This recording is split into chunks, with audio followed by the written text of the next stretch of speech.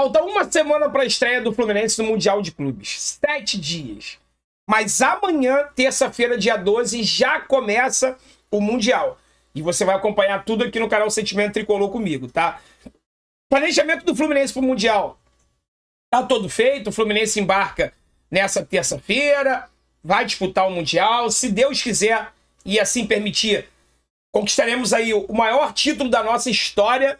Até então é o título da Libertadores, mas para quem tem fé, a vida nunca vai ter fim, né? Então a gente vai ter fé aí na conquista da Libertadores. O impossível só é impossível até você não saber que era impossível ir lá e fazer. Então, tudo pode acontecer. Logo em fevereiro, a gente já tem aí a Recopa contra a LDU, que é um título importantíssimo que todos nós queremos também. Mas eu tô vendo muito pouca gente falar sobre isso. A CBF, a Confederação Brasileira de Futebol, ela poderá interferir diretamente no nosso planejamento e no futuro do Fluminense Futebol Clube. Como assim, André? Vocês já devem ter ouvido aí falar, lido em algum lugar, que a CBF teve uma intervenção judicial e o presidente, Edinaldo Rodrigues, que tem uma excelente relação com o Fluminense, com o Mário e tudo mais, que ele está afastado. Ele foi afastado e dentro de 30 dias, agora menos de 30 dias, vai ter uma nova eleição na CBF, né? Será que não passou na cabeça de nenhum de vocês que, dependendo de quem for o novo presidente da CBF, ele pode simplesmente não querer o Ancelotti, até porque esse acordo com o Ancelotti aí tá meio esquisito, e quem estava fazendo esse acordo era o Edinaldo Rodrigues. O Ancelotti pode simplesmente, que já não estava muito afim, pelo visto, não vir mais para a seleção brasileira. E o novo presidente fazer um convite para efetivar o Fernando Diniz como técnico de forma integral na seleção brasileira, na CBF? Isso não passou na tua cabeça em momento nenhum? A contratação do Renato Augusto, por exemplo, ela passa muito pelo esquema de jogo do Diniz. O sucesso desse time passa muito pelo trabalho autoral do Diniz. Essa quantidade de jogadores com idade elevada, elas passam muito pelo tipo de jogo do Fernando Diniz, onde o Fluminense fica com a bola a maior parte do tempo e os atletas precisam correr menos, se desgastar menos. Então, assim, galera, isso me preocupa bastante. E o Rica Perrone, que é um cara que eu gosto muito, aprovo aí, concordo, digamos, com a maioria dos textos, dos vídeos dele. Claro que não concordo com tudo, né? Até porque toda unanimidade é burra. Mas ele gravou um vídeo falando sobre o Renato Augusto e sobre essa situação da CBF, cara. E eu vou colocar um trechinho aqui pra você, tá? Pra você poder acompanhar comigo. O pensamento dele é muito parecido com o meu. Claro que o Mário não é burro, o Mário não é otário, ele já deve estar em contato, acredito eu, com os 3 candidatos lá à presidência da CBF. Ele já deve ter perguntado, se você ganhar, você vai querer efetivar o Diniz? Como é que tá a situação e tal? Porque o Fluminense não pode ficar de mãos e pés atados nessa situação. O presidente da CBF muda, o novo, liga pro Diniz e faz o convite. Quero te efetivar como técnico da seleção brasileira. Você acha que o Diniz vai negar? É muito complicado, né? Dá pra ele aí 3 anos a mais de contrato, independente dos resultados, pra ele poder ser o técnico da seleção brasileira na Copa do Mundo. Você acha que ele vai negar? André, caminhar os dois lado a lado. Não dá, cara. Não dá. 1 ano dá, 6 meses dá, 4 anos. Não dá. O Diniz não vai ter saúde suficiente pra isso. É muito desgastante. Então, na sequência aqui agora, eu vou colocar o vídeo do Rica, o trechinho do vídeo dele. Se você quiser assistir o vídeo completo, vá lá no canal do Rica. Olha, a primeira parte do vídeo ele fala sobre a importância da chegada do Renato Augusto, comparação dele com o Ganso, se os dois podem jogar juntos, se não podem. Mas o que eu quero colocar aqui para vocês é o trechinho que ele fala sobre a importância que essa decisão do novo presidente da CBF poderá ter para o futuro do Fluminense, tá? Se você não tiver deixado o like no canal, se você não tiver se inscrito no canal e deixado o like nesse vídeo, eu te peço para fazer isso agora, porque isso me ajuda bastante, tá bom? Vamos soltar aqui então o trechinho do vídeo do Rica Perrone. Vamos lá. Voltando, com essa troca de presidente da CBF hoje indefinida, como é que o Fluminense sabe se o Diniz vai ser efetivado ou se o Diniz vai ser dispensado para o Ancelotti? Porque é evidente que se um presidente da CBF, seja ele qual for, ele vai falar: Diniz, nós desistimos do Ancelotti, você fica. É óbvio que ele vai deixar o Fluminense ficar na seleção brasileira. Óbvio. Aí ele falou aqui que é óbvio. Eu faço essa pergunta para você. Será? Será que é tão óbvio assim? Eu também acho que é uma grande possibilidade. Afinal de contas, treinar a seleção brasileira, o Rica vai falar aí, não é um convite, é uma convocação. Mas será, cara? Será que o Diniz abandonaria esse projeto, sabendo do desgaste que é ser técnico da seleção brasileira, sabendo a gangorra que é a seleção brasileira, sabendo que ele é perseguido por uma parte da imprensa, e a gente sabe que isso influencia muito? Será que é tão certo assim que o Diniz aceitaria o convite da CBF e deixaria o Fluminense? Que é o que ele e qualquer treinador faria antes que algum venha condenar o Diniz se ele tomar essa decisão. Não, essa é a decisão normal. Você está sendo convidado para o maior cargo que existe no futebol mundial. Você não tem como recusar isso. Então, obviamente, além de tudo, é a seleção brasileira, tá, galera? A seleção brasileira não convida, ela convoca. Então, é muito provável que o Diniz, se a CBF quiser, ele vá. O que o Fluminense precisa saber antes de contratar Renato Augusto, etc., montar o time? CBF, o que eu faço? Agora, o Fluminense nesse momento não tem pra quem ligar, porque não tem presidente. Olha a merda que o Fluminense tá se metendo. Não, na verdade, o Fluminense não tá se metendo em nada, né? Olha a merda que o Fluminense foi colocado. Porque, na verdade, a gente não tá se metendo em nada. A gente assinou um acordo com o presidente que estava até então na CBF na época, né?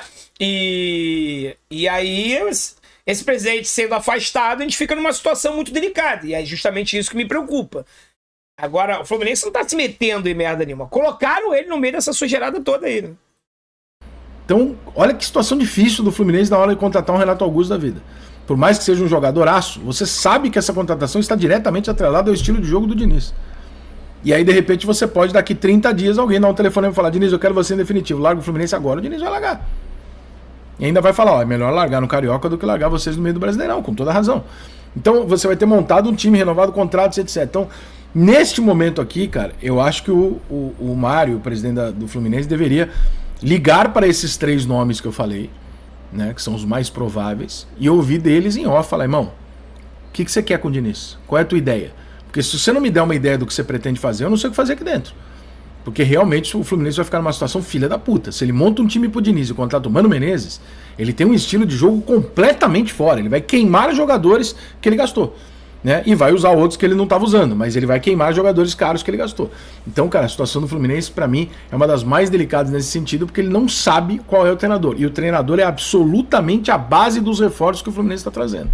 Então, eu acho que o Fluminense tinha que fazer o máximo que ele puder aí nos bastidores para tentar, pelo menos, se blindar da ideia de que o Diniz vai ficar no Fluminense por mais um ano. Mais um ano dividindo com a seleção, uma merda, difícil pra caralho, porra. Tem que ser só Fluminense ou só seleção. Então, acho que tá chegando a hora, né? Tem mais 2 amistosos pro Diniz, é isso, o combinado era esse. Mas presidentes novos, alguém aí vai chamar o Diniz pra definitivo? Ah, eu vou. Opa, deixa eu ver qual é a chance desse cara ganhar. É isso. Eu penso muito assim também.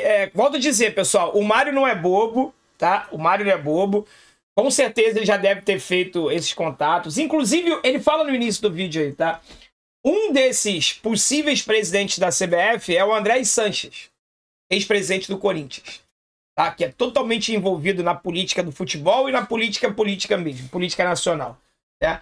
Então, assim, é um cargo muito político o presidente da CBF. Já é um cargo muito político.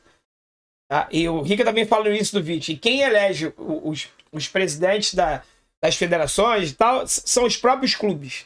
Tá? Então, assim, de uma forma geral, não tem como os clubes reclamarem que o futebol brasileiro ele é mal gerido, né? É mal administrado pela CBF e tudo mais. Porque a maioria dos presidentes aí, Federação de Ferge, Federação Paulista de Futebol, presidente, não sei, todos os clubes que elegem. Né? Então é meio que uma espécie de farinha do mesmo saco. Só que nessa situação da CBF aí é um pouco diferente agora, né? Porque, volto a dizer, o Fluminense hoje, ele tem, ou melhor, ele tinha uma excelente relação com a CBF, com o presidente Edinaldo Rodrigues, e de uma hora para outra esse relacionamento ele é cortado, não tem ninguém que o Fluminense possa ligar, porque o Edinaldo Rodrigues não é mais presidente da CBF, ninguém sabe se o acordo dele com o Ancelotti vai se manter de pé, se o acordo dele com o Diniz vai se manter de pé. Da mesma forma que o novo presidente vai chegar em menos de 30 dias, pode querer efetivar o Diniz, ele pode simplesmente querer dar um pé na bunda do Diniz e trazer outro cara para a seleção brasileira. Isso seria ótimo pra gente. Isso seria ótimo pra gente. Só que eu acho, pessoal, só para finalizar o vídeo, que além do Mário ter que procurar esses 3 caras para saber se algum deles se ganhar ali, que um deles vai ganhar, né? Tem o interesse, se eles venham a ter o interesse em manter o Diniz no cargo, eu acho que mais importante do que isso era o Mário conversar com o Diniz, tá? E perguntar para ele, vem cá, Se um desses caras que ganharem a eleição da CBF te convidarem para ser o treinador efetivo da seleção, você vai aceitar? E aí, se o Diniz falar que sim, que vai aceitar, que não tem como recusar um cargo para ele treinar a seleção brasileira numa Copa do Mundo, aí o Mário tem que começar a se preocupar e começar a sondar ali para quem não pode ganhar a eleição, porque senão a gente vai perder o Diniz, é o que ele falou, né? Perde Diniz, ele citou até um exemplo aí bem contraditório, assim, bem oposto. Perde Diniz e traz o Mano Menezes, treinador 100% reativo, acabou.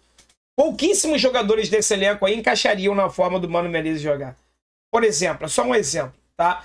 Então assim, galera, é só pra gente ficar de antena ligada, ficar monitorando essa situação, porque realmente eu tô vendo muito pouca gente falar disso e é uma situação muito séria, uma situação muito preocupante, tá? Não é pra gerar crise, nada disso, a gente tá num momento excelente, espetacular. Isso não envolve o Fluminense.